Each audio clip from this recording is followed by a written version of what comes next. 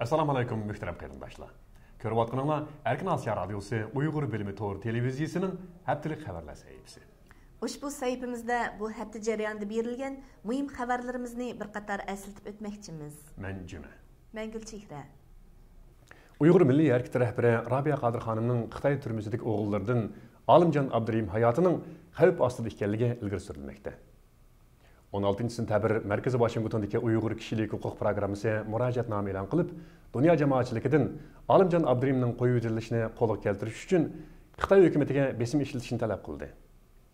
Murojaatnomada Rabiya Qadir xonimning o'g'li Olimjon Abdurimning Xitoy turmusidagi qattiq tan jazosi sababidan hayotining xavf ostida ekanligi, Rabiya Qadir xonim va Uyg'urlarning hayoti xavf ichidagi Olimjon va Xitoy turmusidagi barliq Uyg'ur tutqunlarining vaziyatidan jiddiy endish qilayotganligi ilgari surilgan.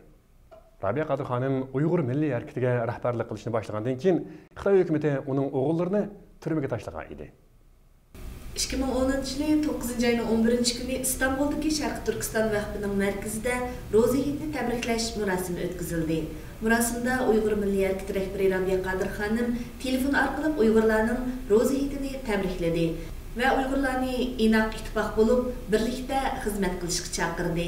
Bu faoliyatni İstanbulda faoliyat elib berayotgan Sharq Turkiston vaqti bilan Sharq Turkiston Ma'arif va hamkorlik jamiyati birlikda uyushtirgan. Faoliyatda mazkur jamiyatning mas'ullari, a'zolari va İstanbulda yashayotgan Uyg'urlardan bo'lib 300 ga yaqin kishi qatnashgan. Gollandiyada o'tkazilgan mazlum millatlar huquqlarini qo'g'dash kuni faoliyatida Uyg'urlarga o'rin berildi. Faoliyat 2010 13 sentabr Gollandiyaning Den Haag shahrida o'tkazildi. Faoliyatda Uyg'ur faoliyat ishtirokchilari milliy kimligi, milliy xosligi va dafsanda qilinayotgan kishilik huquqlari haqida xalqaro jamiyatga dardini anglatish fursatiga erishdi. Ular faoliyat jarayonida yana Gollandiyadagi bir oliy maktab o'quvchisi Uyg'ur diyoriga berib yozgan axborot xotirasini anglatib qolmay, mungluq tambirning dardli kuylari bilan maydon ahlini hayajonga soldi. Tiananmen o'quvchilar harakatining rahbarlaridan biri Liu Gang bir qism Xitoy amaldorlari ustidan sudga arz sungan. Nyu-Yorkdagi bir Amerika Federatsiyasi sudi bu arzni qabul qilgan. Bu navbat sudga sunilgan Xitoy amaldorlari ichida Xitoy raisi Hu Jintao, davlat mudofaa ministri Liang Guangli, Xitoy xalq ozodlik armiyasining bosh maslahatchisi Chen Bingde, Xitoy xalq ozodlik armiyasi bosh siyosiy komissari Li Jinei qatorliqlar bor. Bular üstüden sunulgan arzning Nyu-Yorkdagi Amerika Federatsiyasi sudi tarafidan qabul qilinishi chet ellarda kuchli inkas qo'zg'adi. 2009 yılı 6 may İspaniya davlat sotining sotchisi Santiago Petras, Wang Lechen, Zhang Qingli qatorliq 8 nafar Xitoy amaldorini insoniyatga qarshi jinoyat o'tkazgan deb ayblagan edi. 19 avgust Aqsuda yuz bergan bomba hujumidan keyin Aqsudagi Xitoylar orasida bir xil sarosima paydo bo'lishga boshlaganligi ilgari surilmoqda. Xinhua agentligida bu vaqtda berilgan xabarda naql qilishicha, Xinandan ko'chib kelib, 23 yildan beri Aqsuda yashayotgan Sausha ismli bir quruq yuvish do'koni xo'jayini hujumning qizi o'qiydigan maktabda yuz berganligini o'ylasalar, qo'rqadiganligini bildirgan. U o'zining andisini ifodalab, ular bakbashi. Necha yillardan beri bu xildagi vahshiyliklarga ko'nib qoldim deb o'ylagan edim. Ammo hozir ko'chaga chiqsam, o'lib ketamanmi deb qo'rqadigan bo'lib qoldim degan. Radiomiz egillagan ma'lumotlarga qaraganda 19 avgust bomba hujumidan keyin bir qism yordamchi va chorlig'uchi soqchilar vazifasidan istifa berishga boshlagan edi.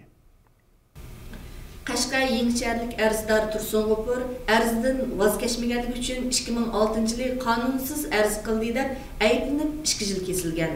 U 2008 yilga kelganda o'zining qonunsiz 2 yil qamalganligi ustidan Qashqar o'tir sudga arz sungan.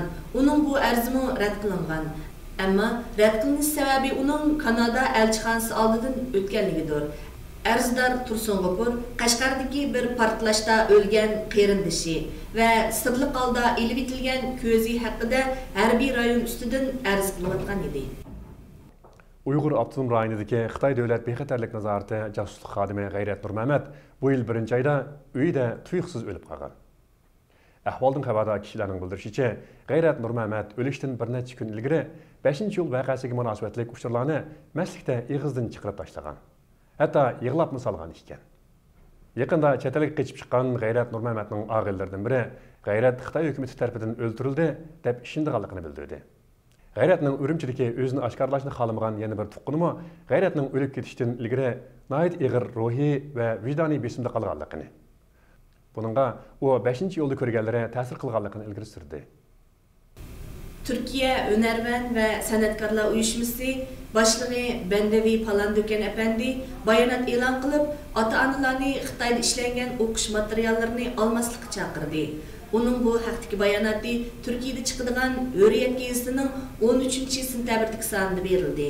Chaqiriqda mundaq deyilgan: Balalarimizga maktab formasi va o'qish materiallari olganda Turkiya ishlab chiqargan mahsulotlarni setib olinglar.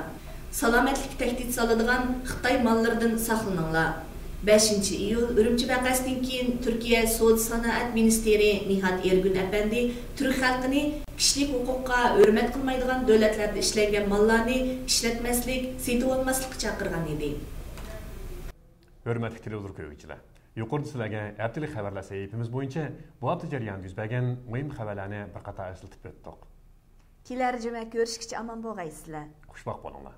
Xayr xo'sh.